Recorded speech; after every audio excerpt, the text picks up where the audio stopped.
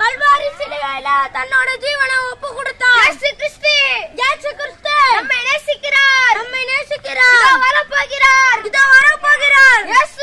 இயேசு நல்லவர் என்பதை ருசித்து பாருங்கள்.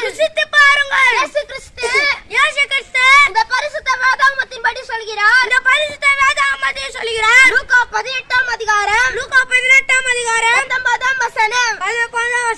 அதற்கு இயேசு நீ என்னை நல்லவன் என்று சொல்வான் என்ன தேவன் ஒருவர் தவிர நல்லவன் ஒருவனும் இல்லை.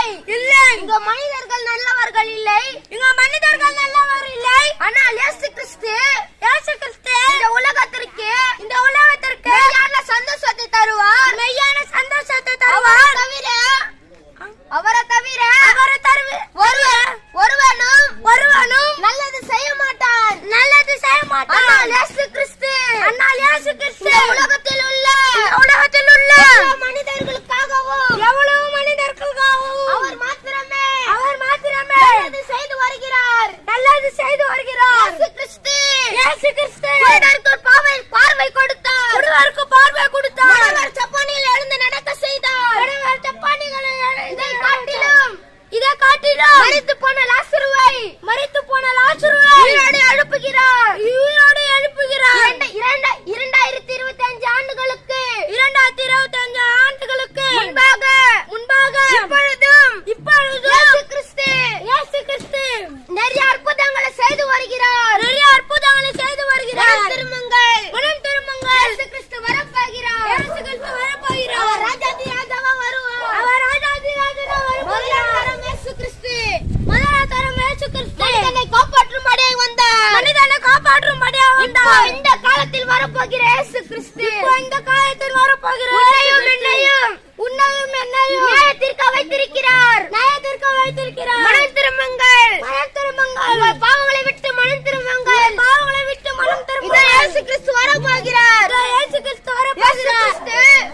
கிறிஸ்து உயிரோடு இருந்த நாட்களில் சொன்னார். நான் மரிப்பேன். மூன்றாம் நாள் உயிரோடு எழுந்து வருவேன் என்று சொன்னார்.